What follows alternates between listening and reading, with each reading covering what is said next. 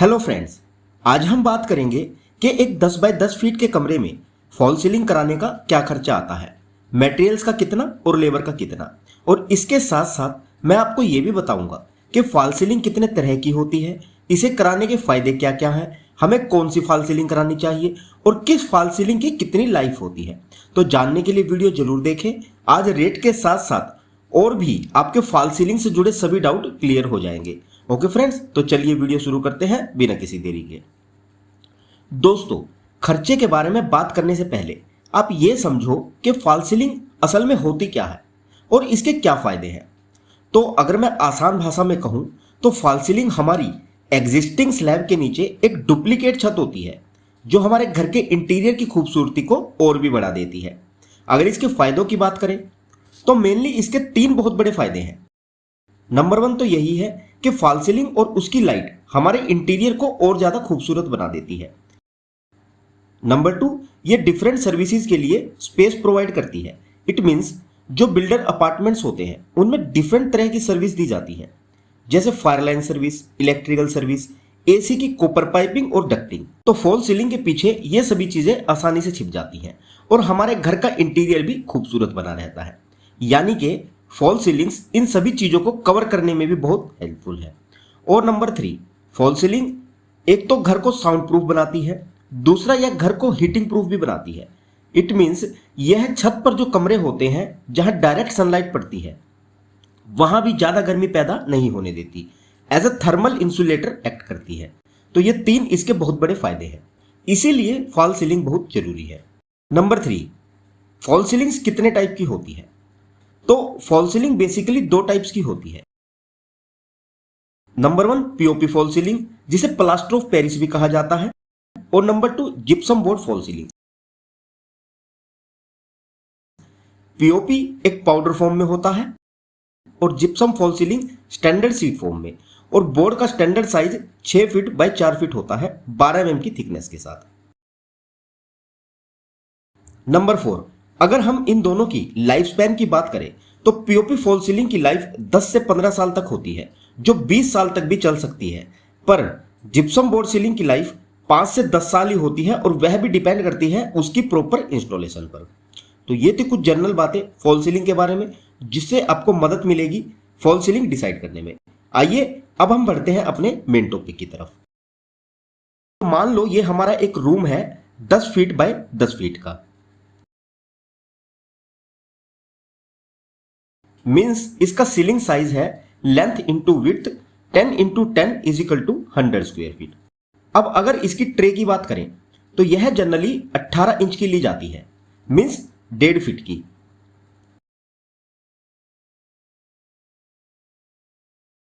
चारों साइड से 1.5 फीट अंदर। देखिए, इसे ऐसे समझे कि हम इसे मान लेते हैं A1 साइड और इसे A2 साइड, और इसे हम नाम दे देते हैं B1 साइड और इसे B2 साइड। और ट्रे की इस साइड को हम मान लेते हैं X1 और दूसरी ऑपोजिट साइड को हम नाम दे देते हैं X2, और ट्रे की इस साइड को नाम दे देते हैं Y1 और इस साइड को Y2। इससे समझने में आसानी होगी। देखिए, आपकी फॉल सीलिंग ऐसे होती है, ये इसकी 8 साइड है। समझ गए फ्रेंड्स? आइए अब इनका एरिया कैलकुलेट कर लेते हैं। तो सबसे पहले हम A1 साइड लें तो इसकी लेंथ है 10 फीट और विड्थ है 18 इंच, यानी कि 1.5 फीट।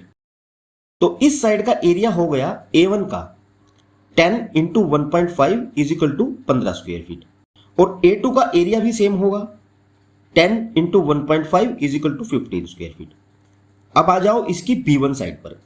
तो क्योंकि ये दोनों साइड हमने पूरी ले ली है तो दोनों साइड से 1.5 फीट कम हो जाएगा, तो ये लेंथ बचेगी आपकी 7 फीट। Okay friends? और दूसरी साइड B2 की लेंथ भी सेम बचेगी, तो B1 का एरिया हो जाएगा 7 इंटू विड्थ है 1.5 फीट, तो into 1.5 is equal to 10.5 square feet, और B2 का एरिया भी सेम होगा, तो 7 into 1.5 is equal to 10.5 square feet. अब देखिए, थोड़ा ध्यान से समझिएगा फ्रेंड्स। अब जो इस ट्रे का फर्मा होता है वो अंदर 5 इंच तक होता है, जो बाहर से 2.5 इंच ही दिखता है, अप्रोक्स 3 इंच। तो ये 2 साइड के 2 हो गए, तो हम इसके 2 गार्ड लाइन ले लेते हैं। तो x1 is equal to 7 into 2 is equal to 14 running feet. और इधर से भी सेम रहेगा, तो x2 is equal to 7 into 2 is equal to 14 running feet. ऐसे ही इस साइड का y1 होगा, y1 is equal to 7 into 2 is equal to 14 running feet, और y2 is equal to 7 into 2 is equal to 14 running feet. तो ये total area हो जाएगा अगर स्क्वायर फीट में देखें, A1 plus A2 plus B1 plus B2 is equal to 15 plus 15 plus 10.5 plus 10.5 is equal to 51 square feet. और अगर running feet में देखें तो x1 plus x2 plus y1 plus y2 is equal to 14 plus 14 plus 14 plus 14 is equal to 56 running feet. तो total area हो जाएगा हमारा 51 plus 56 is equal to 107 square feet. आप इसे रनिंग फीट या स्क्वायर फीट कैसे भी ले सकते हैं।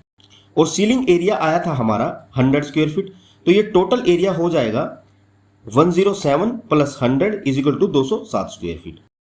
अब जनरली जो मार्केट में फॉल सीलिंग का रेट चल रहा है वह है 60 से 70 रुपए पर स्क्वायर फीट का, तो हम इसका मैक्सिमम रेट पकड़कर चलते हैं, तो इसकी टोटल कॉस्ट हो जाएगी 207 इंटू 70 इज इक्वल टू 14,490 रुपए। एक 10 बाय 10 के रूम में फॉल सीलिंग कराने की टोटल कॉस्ट। अब एक चीज मैं आपको और बता देता हूं कि इसमें आपका मटेरियल क्या क्या लगेगा एक 10 बाय 10 फीट के रूम में फॉल सीलिंग कराने में। तो नंबर 1 तो 6 तो जिप्सम बोर्ड लगेंगे 6 बाय 4 फीट के। नंबर 2 2 पीओपी के बैग लगेंगे। नंबर 3 6 चैनल बॉटम लगेंगे 12 फीट के। नंबर 4 6 पीस एल पत्ती लगेगी 12 फीट की। नंबर 5 एक बॉक्स स्क्रू का लगेगा। नंबर 6 60 पीस फास्टनर्स के लगेंगे। और नंबर 7 6 पीस चैनल पत्ती लगेगी 12 फीट की। ये सभी मटेरियल्स आपके इस रूम की फॉल सीलिंग कराने में लगेंगे। आप चाहे तो इन सभी मटेरियल्स का रेट मार्केट में पता करके खुद से भी मटेरियल परचेज करके लेबर रेट पर ये काम करवा सकते हैं, जिससे आपको कम से कम ये कम 4 से 5 हजार रुपए और सस्ता पड़ेगा कॉन्ट्रैक्टर को देने के बजाय। तो आई होप कि दी गई जानकारी आप लोगों के लिए यूजफुल रहेगी। So if you learn something please like the video and share it with someone who might benefit from it.